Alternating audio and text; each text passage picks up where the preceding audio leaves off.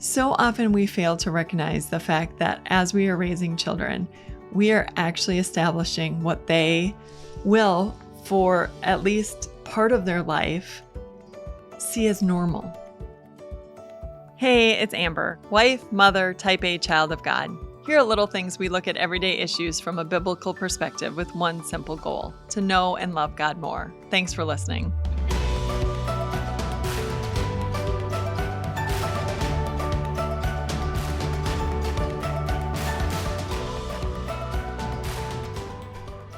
But before we get to today's episode, I want to talk about ways that you can continue to strengthen your faith walk.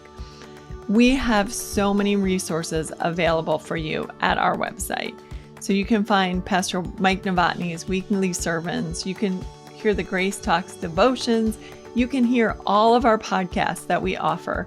And we have so many books and resources available on many different topics. All you have to do is go to timeofgrace.org.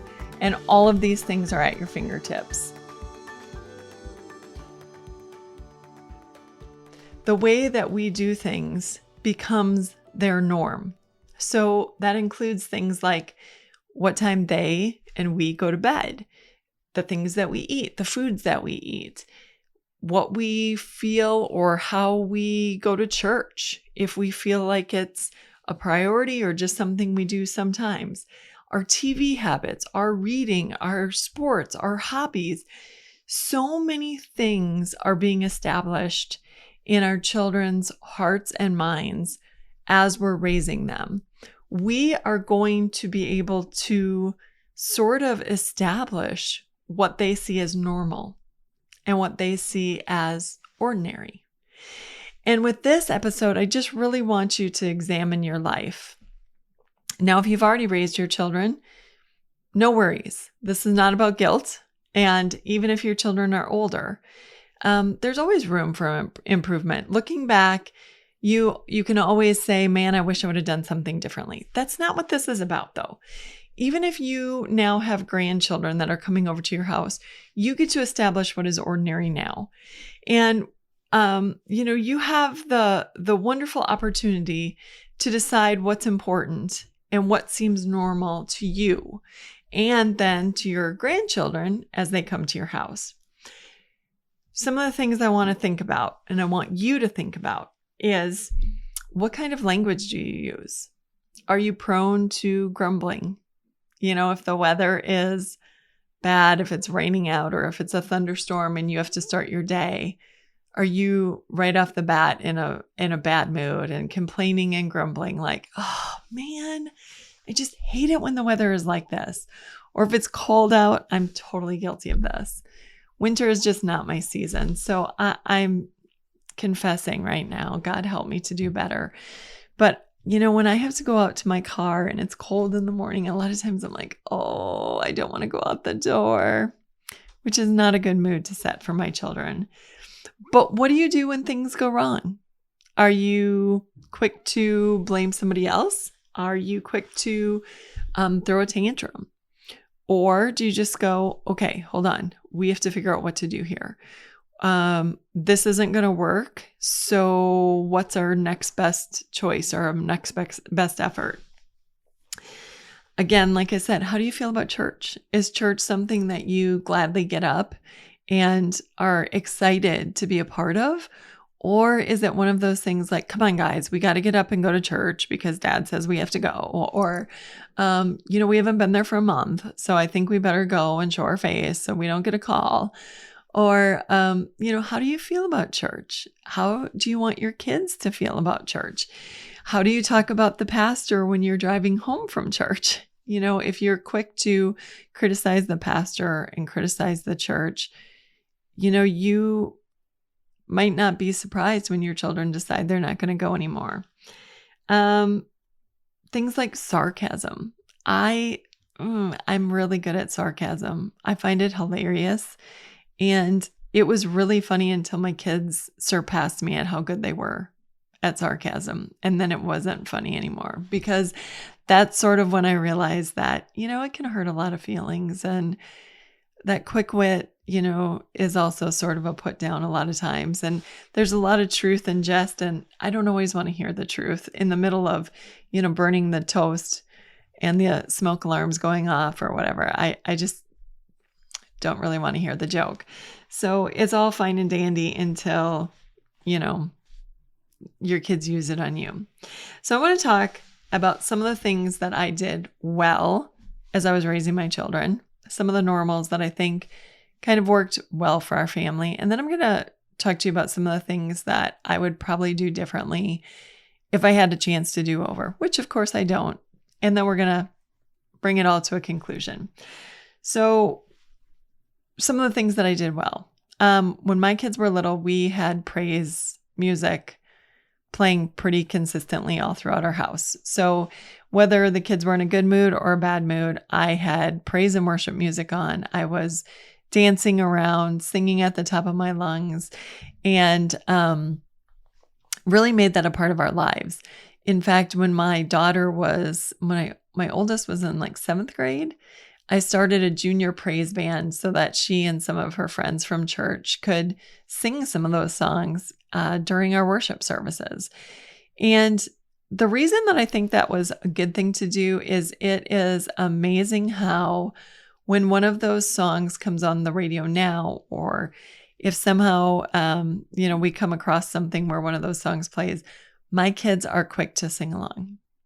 And I have even really thanked the Lord that there are times that I hear their playlist going while they're in the shower, and I hear some of the songs from when they were growing up. Now, they're mixed with some songs that I wouldn't necessarily want on their playlist, but I am glad that they were introduced to praise music and that it became part of the culture of our house and that it's in their heart. I hope that as they go into their own lives and move out, that is something that they take with them. We taught our kids to work hard. So for us, it wasn't just like lay around, there's no work to be done. Our kids did chores, helped us out. If there were things to be done, many hands make light work. So if the Christmas tree needed to go up, they helped out. If we had to do something outside, they helped out. In 2020, we took a bunch of trees down on our property. They were scrub trees, buckthorn, and we had this wooded area, and we took a bunch of trees down, and our kids worked so hard for days helping us to do that. So I'm really glad that all of our kids have, as soon as they were old enough, 14 and 15 years old, they've all gotten jobs. They've all worked hard. That's been something that's really been part of the culture of our family, and that I think we did pretty well.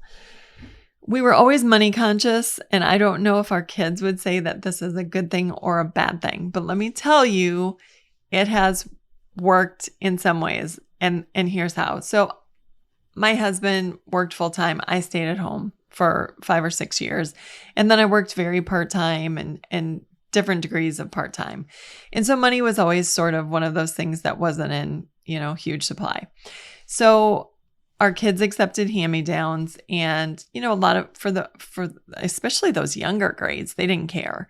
When they get older, then they go to school with kids who are like, oh, that's my sweatshirt, then it's a little bit not so fun.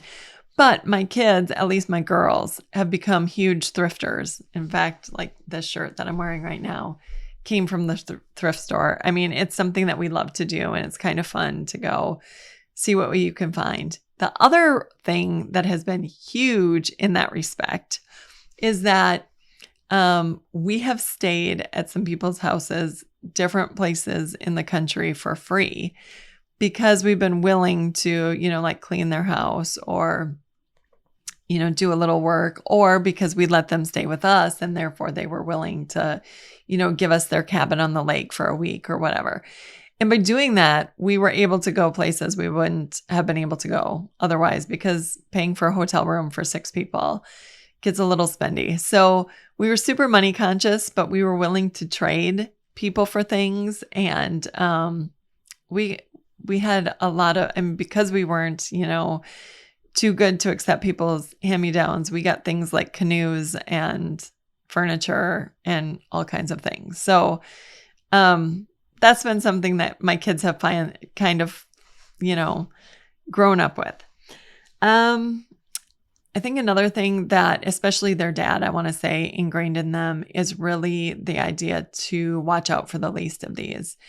Steve has been so good at saying, stand up for the bully on the bus. And he actually will tell them stories about how he did that when he was growing up and the things that he did.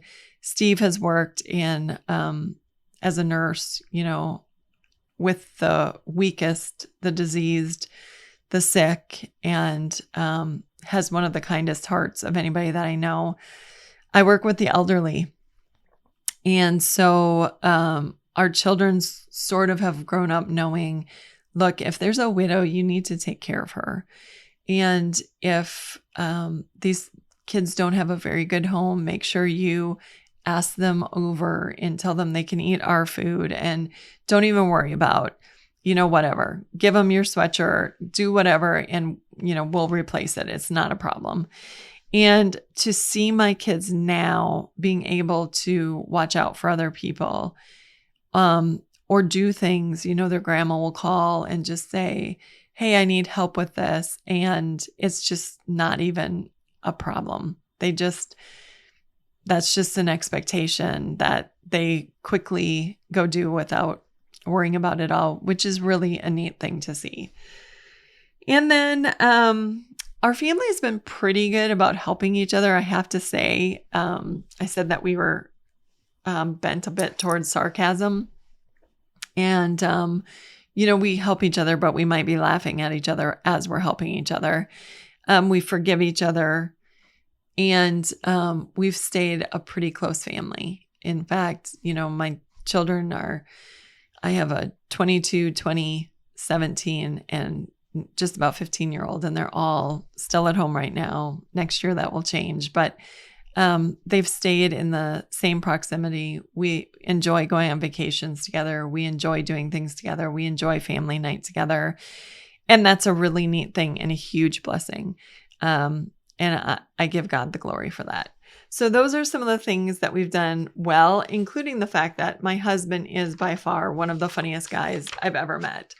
And anyone who knows that would absolutely second that. He can tell a story and have people rolling on the ground laughing. And that has definitely served our family well too. Okay, so what are some of the things that I did badly as far as choosing our ordinary?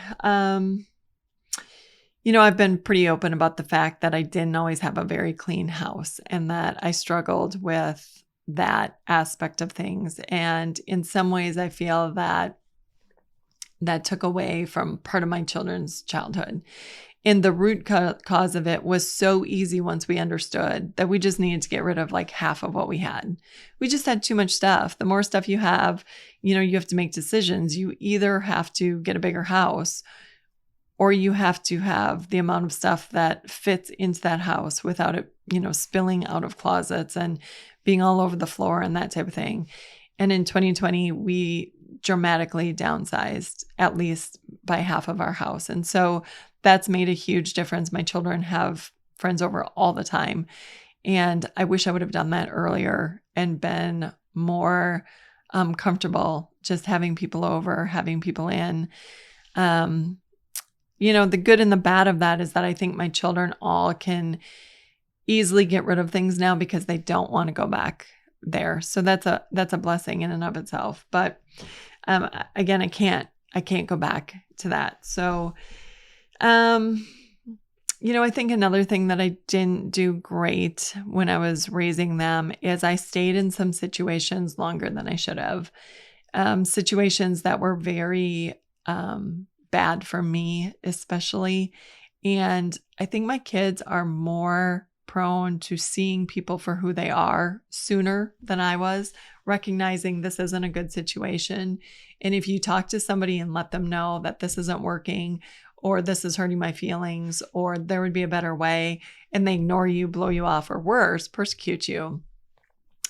Jesus said to shake the dust off your feet. So I'm not talking about a marriage, like getting out of a marriage without going to counseling or anything like that. But I did allow myself to be in some situations for far too long. And my kids saw how hurtful that was, not just for me, but for our whole family. And so I've learned I don't stay as long anymore when things don't seem to be going in the right direction. I'm much more prone to being like, you know what, we're just going in opposite directions, and I'm just going to go do my thing and you do your thing, and then there'll just be peace. I didn't always see the end game. I think I got wrapped up in each season without realizing that seasons in motherhood come and go really quickly.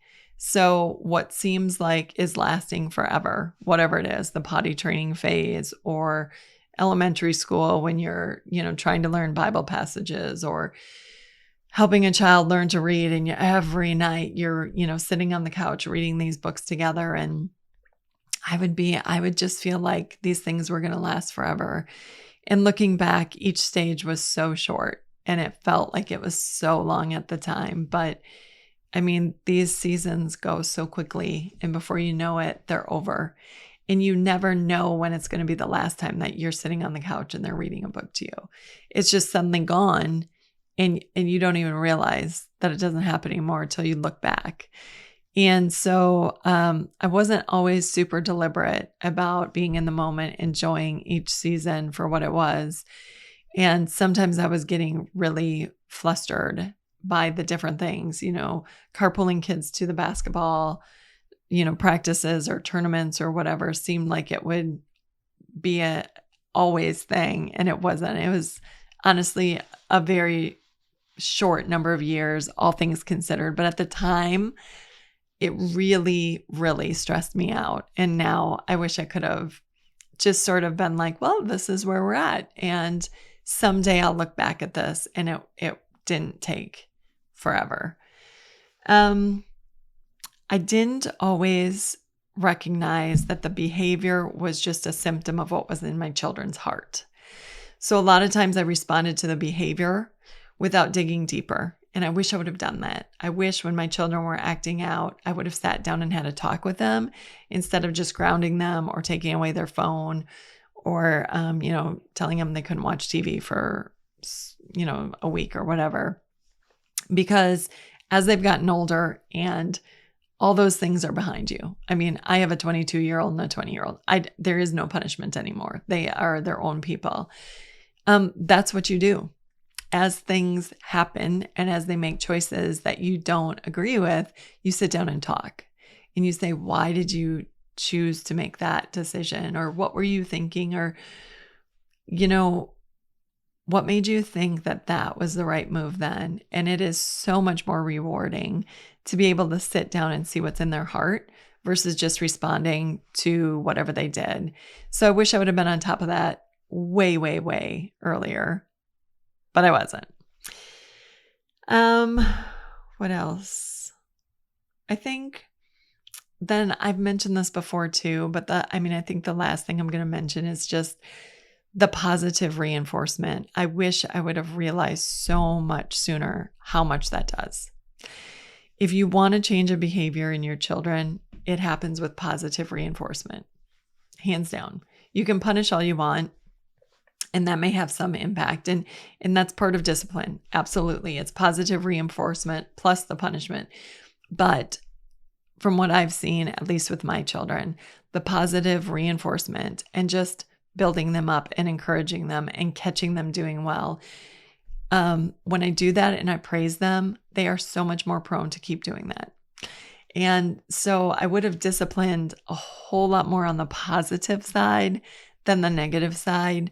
And I caught on to that way too late. Like, I think my son was like 15 years old when he finally said something to me, about never, like he said something like, do I ever do anything right, Mom? And that was what woke me up to the fact that I was always concentrating on the negative instead of concentrating on the positive.